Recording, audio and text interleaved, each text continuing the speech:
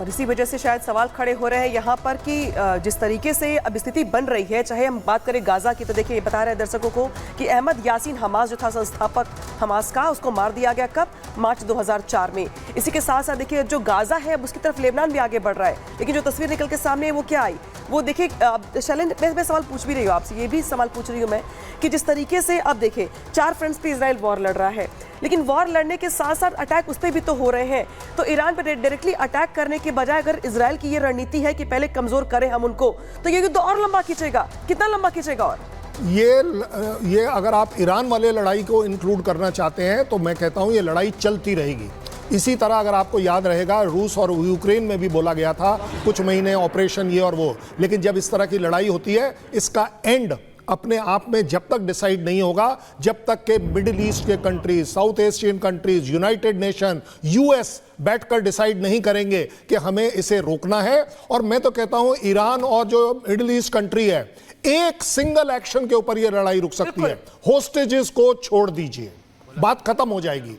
आप देखेंगे ये जिस टीम पर चल रहा है, जिस ताकत पर चल रहा है, जिस रिवेंज पर चल रहा है, वो अपने आप में रुक जाएगा। लगातार बेंजामिन नेतन्याहू की जो बॉडी लैंग्वेज है, जो पूरी तरीके से लगातार एक वो बना हुआ है एग्रेशन, वो लग रहा है कि अभी थमने वाला नहीं है। एक ब्रेक के लिए हमें रुकना होगा, फौरन लौट रहे हैं, चर्चा लगातार जारी रहेगी। खबरें जारी हैं, आप देखते रहिए रिपब्लिक भारत।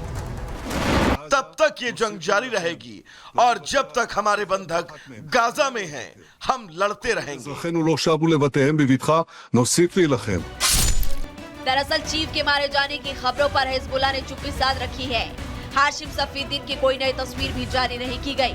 नसरल्लाह की मौत की पुष्टि के बाद एक वीडियो सामने आया था। इस वीडियो के बाद कोई तस्वीर बयान नहीं आया। हाशिम सफीदीन के बाद नए चीफ के बारे में भी कोई खबर नहीं है।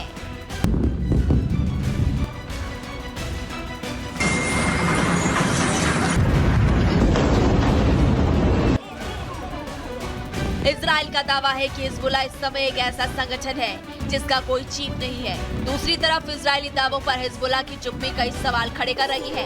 माना जा रहा है कि हिजबुल्लाह के खिलाफ हिजबुल्लाह के चीफ को जिस तरह से इजराइल निशाना बना रहा है, उससे हिजबुल्लाह के अंदर डर का माहौल है, क्योंकि नए चीफ के नाम के खुलासे के बाद एक बार फिर वही शख्स इजराइल के निशाने पर आ जाता है। Bureau report, Republic Bharat.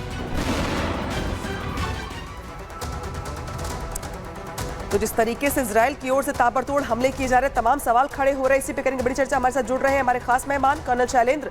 Colonel Shailendra, सवाल ये भी है यहाँ पे खड़ा हो रहा है कि देखिए जिस तरीके से जो हमले दिखा भी रहे हैं ग्राफिक्स के जरिए कि कहाँ पे इजराइल की ओर से हमले किए जा रहे हैं, तो हम जो आशंका कर रहे थे, सोच रहे थे कि ईरान पे हमला किया जाएगा, वो करने की बजाय इजराइल की ओर से जो स्लो ऑपरेशन है वो यहाँ पे चल रहा है, और खासतौर पर उस जगह पे हमला किया गया जहाँ पे दूतावास है ईरान का। जय हिंद, नमस्कार। देखिए अगर आप ओवरऑल एक साल में इवैल्यूएट करेंगे तो गाज़ा से पहले कंसंट्रेटेड अटैक होते थे सिर्फ गाज़ा में, अब आप देख रहे हैं वो बढ़ते चले जा रहे हैं।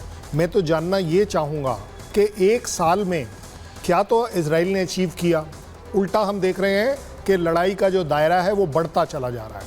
अभी थोड़े दिन पहले तक शायद हम लिमिट हो रहे थे कि ईरान के साथ होगा, लेकिन अब आप देख रहे हैं कि दूसरी जगह सीरिया में भी अब स्टार्ट हो गया। जहाँ तक बात है हिजबुल्लाह की, देखिए हिजबुल्लाह के अगर 2000 काडर को मार भी दिया गया है, 80,000 का काडर वो अपने आप क्लेम करते हैं। अचीव क्या हो रहा है?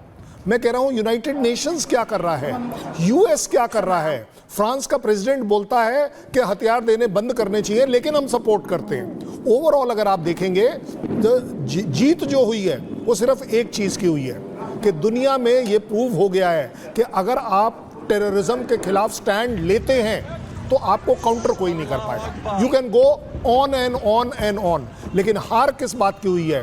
हार हुई है वो 40-42 हज़ार लोग जो पैलेस्टीन के, इजराइल के, 2000 हिजबुल्लाह के, किसके मारे गए हैं। साथ ही साथ हार हुई है मानवता की।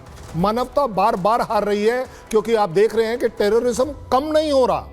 अगर हिजबुल्लाह में कम होता, ईरान उसे सपोर्ट कम करता, अभी तो हुतीज़ का जो मेन प्ले है वो आना बचा हुआ है, अभी तक तो सिर्फ स्ट्राइक्स हैं। सो ओवरऑल अगर आप देखें तो यस, मैं मानता हूं कि इजराइल ने दुनिया को ये तो दिखा दिया कि अगर आप टेररिज्म के खिलाफ खड़े होंगे, स्ट्राइक करेंगे then sky is the limit, कि आप कहीं तक जाकर किसी को भी मार सकते हैं। आई थिंक ये भारत के लिए एक अच्छा लेसन हो सकता है, but at the same time मैं इस लेसन को कभी एडवोकेट नहीं करूंगा, क्योंकि इसमें जो मानवता का घाटा है, इकोनॉमी का घाटा है, इंफ्रास्ट्रक्चर का घाटा है। मैं तो कह रहा हूँ मेरी बेचारी दिवाली आने वाली है, आजकल तो बात इस वक्त की चल रही है कि छोटे वाले बम मत फोड़िएगा, सुतली बम और अगरबत्ती जो है वो मत जलाइएगा, फुलझड़ी मत जलाइएगा, क्योंकि वो पॉल्यूशन करती नहीं है। क्योंकि इतना बड़ा पॉल्यूशन अगर पूरी दुनिया चुपचाप सह रही है, यूनाइटेड नेशन सह रहा है, एनवायरमेंटलिस्ट सह रहे हैं, मेरे को समझ नहीं आ रही कि ये लड़ाई हम किस तरफ ले जाना चाहते हैं। मेरा सवाल आपसे ये है कि बेंजामिन नेतन्याहू का जो एक वीडियो संदेश आता है हुब्री भाषा में नहीं अंग्रेजी में, इसके क्या मायने निकाले जाए? दूसरा, ये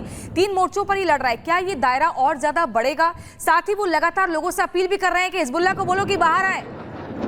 I think Netanyahu has done a good strategic propaganda and information warfare.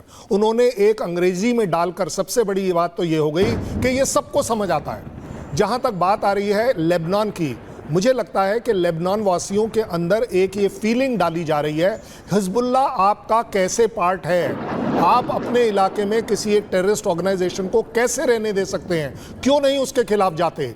साथ ही साथ ईरान में भी अब आप देख रहे हैं कि उनका वो जो पहले वाला जो प्रिंस है, उसने तक स्टेटमेंट दे दी कि as far as we are concern Iran is under dictatorship. Overall अगर आप देखें, इस तरह के जो स्टेटमेंट्स हैं वो लोगों को जगाते हैं, वो लोगों के अंदर एक नया डाउट पैदा करते हैं कि क्या खमैनी हमारे लिए अच्छा है, और अगर अच्छा है तो उसने हमारे देश के लिए क्या अच्छा किया। अगर कल आप देख रहे हैं कि नेतन्याहू जो कर रहे हैं वो यही कर रहे हैं कि एक तरफ स्ट्राइक, दूसरी तरफ इंटरनल अनरेस्ट इन पब्लिक, कि ईरान वासियों आपके लिए बिल्कुल बेनिफिशियल नहीं है। और इसी वजह से शायद सवाल खड़े हो रहे हैं यहाँ पर कि जिस तरीके से अब स्थिति बन रही है, चाहे हम बात करें गाजा की, तो देखिए ये बता रहे हैं दर्शकों को कि अहमद यासीन हमास जो था संस्थापक हमास का, उसको मार दिया गया कब? मार्च 2004 में। इसी के साथ साथ देखिए जो गाजा है अब उसकी तरफ लेबनान भी आगे बढ़ रहा है, लेकिन जो तस्वीर निकल के सामने है वो क्या आई, वो देखिए शैलेंद्र, मैं सवाल पूछ भी रही हूँ आपसे, ये भी सवाल पूछ रही हूँ मैं कि जिस तरीके से अब देखिए 4 फ्रंट्स पे इजराइल वॉर लड़ रहा है, लेकिन वॉर लड़ने के साथ साथ अटैक उस पर भी तो हो रहे हैं। तो ईरान पर डायरेक्टली अटैक करने के बजाय अगर इजराइल की ये रणनीति है कि पहले कमजोर करें हम उनको, तो ये युद्ध और लंबा खींचेगा, कितना लंबा खींचेगा? और ये अगर आप ईरान वाले लड़ाई को इंक्लूड करना चाहते हैं तो मैं कहता हूं ये लड़ाई चलती रहेगी। इसी तरह अगर आपको याद रहेगा, रूस और यूक्रेन में भी बोला गया था कुछ महीने ऑपरेशन ये और वो, लेकिन जब इस तरह की लड़ाई होती है, इसका एंड अपने आप में जब तक डिसाइड नहीं होगा, जब तक के मिडिल ईस्ट के countries, south Asian countries, United nation, US बैठकर डिसाइड नहीं करेंगे कि हमें इसे रोकना है। और मैं तो कहता हूं ईरान और जो मिडिल ईस्ट कंट्री है, एक सिंगल एक्शन के ऊपर यह लड़ाई रुक सकती है। होस्टेजेस को छोड़ दीजिए, बात खत्म हो जाएगी। आप देखेंगे ये जिस टीम पर चल रहा है, जिस ताकत पर चल रहा है, जिस रिवेंज पर चल रहा है, वो अपने आप में रुक जाएगा। लगातार बेंजामिन नेतन्याहू की जो बॉडी लैंग्वेज है, जो पूरी तरीके से लगातार एक वो बना हुआ है एग्रेशन, वो लग रहा है कि अभी थमने वाला नहीं है। एक ब्रेक के लिए हमें रुकना होगा, फौरन लौट रहे हैं, चर्चा लगातार जारी रहेगी। हमने जारी, आप देखते रहिए रिपब्लिक भारत।